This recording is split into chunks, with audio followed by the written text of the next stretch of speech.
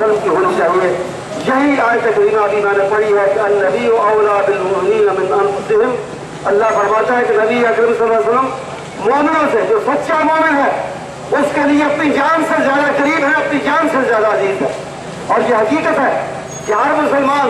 और जैसा कि मोहतरम कारी अब्दुल साहब ने फरमाया, अल्लाह के एहसान से, अल्लाह के फजल करम से अहले हदीस का दीन और मसलक, अहले हदीस का मनहज और तरीका, उस सारे का सारा अगर कायम है तो उसकी बुनियाद नबी मोहतरम सल्लल्लाहु अलैहि वसल्लम की मोहब्बत है, आपकी इज्जत है, आपका एहतराम है। और बिल्कुल दुरुस्त कहा कहने वाले ने कि मोहम्मद की मोहब्बत दीन हक की शर्त अव्वल है, इसी में हो अगर खामी तो सब कुछ नामुकम्मल है। मुसलमान का और अहले हदीस का ईमान यह है कि ईमान इस्लाम उस वक्त तक आता ही नहीं है जब तक नबी मोहतरम सल्लल्लाहु अलैहि वसल्लम के साथ दिली मोहब्बत और वाबस्तगी न हो। हज़रात, आज हम जिस दौर में रह रहे हैं, फितरों का दौर है, आजमाइशों का दौर है, और इस दौर में मैं समझता हूँ मुसलमानों के लिए अगर दूसरी आजमाइशें भी हैं, लेकिन एक सबसे बड़ी आजमाइश ये है कि वक्तन फवक्तन मगरिब के, अमेरिका के, यूरोप के पास नाबकार लोग, नामुराद लोग, बदकिस्मत लोग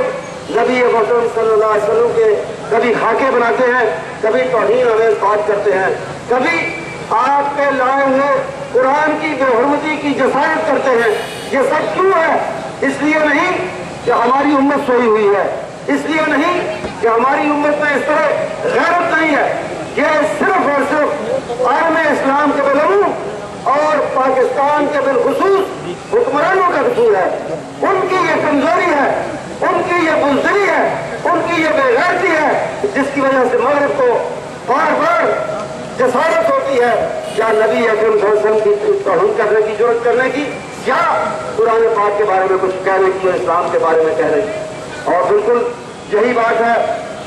कि कोई काफिर मेरी तौहीन न कर सकता था। ये तो बख्शी है सौगात मुसलमान, मुझे मुसलमान हुक्मरानों की यह सौगात है बख्शी हुई। अगर वो कमजोर न होते, अगर वो बुज़दिल न होते, अगर उन्हें अपनी खाल और अपने माल का इतना फिक्र न होता, अपने खाल बचाने के लिए, कुर्सी बचाने के लिए, माल बचाने के लिए उन्होंने कौम की गैरत को फरोख्त किया है, जिसका एक हालिया मुजाहरा अमरीकी कातिल की रिहाई की शक्ल में हमारे सामने आया। ये बुज़दिली के मुजाहरे अमरीका को, यूरोप को, मगरिब को ये जुर्रत दिलाते हैं कि इन बुज़दिलों के होते हुए, इन बेबस और बेगैरत हुक्मरानों के होते हुए वो जो मर्जी चाहे कर सकते हैं। लेकिन नहीं, कौम जाग रही है, कौम बेदार है, कौम के अंदर जज्बा मौजूद है। और इंशाअल्लाह जिस जज्बे का आज आपने मुजाहरा किया है और हर साल तकरीबन करते हैं, ये जज्बा अगर इसी तरह बाकी शहरों में फैल जाए, इंशाअल्लाह फैलेगा। हमारी कोशिश से, हमारी दुआओं से इंशाअल्लाह फैलेगा। और जब ये जज्बा फैल जाए तो इंशाअल्लाह हुक्मरानों की गैरत की जागेगी, उसको हम जगाएंगे, झंझोड़ कर जगाएंगे। ऐसे नहीं वो जागेगी, झंझोड़ कर हुक्मरानों की गैरत को जगाएंगे और फिर दुनिया को ललकारेंगे और ललकार कर कहेंगे कि आओ किसी में जुर्रत है तो नबी की तौहीन करके दिखाए, आओ किसी में जुर्रत है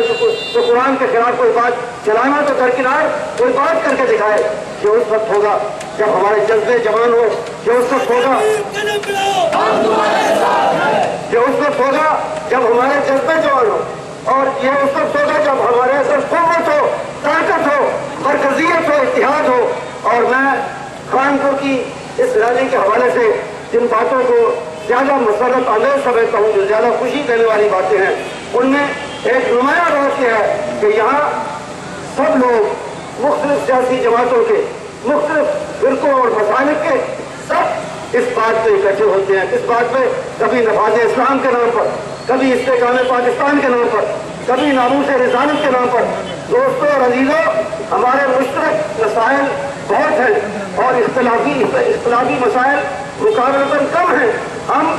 इस प्लेटफॉर्म से एक दफा फिर इत्तिहाद की दावत देते हैं, न सिर्फ कानपुर बल्कि पूरे मुल्क के और पूरे आलम इस्लाम के तमाम मुसलमान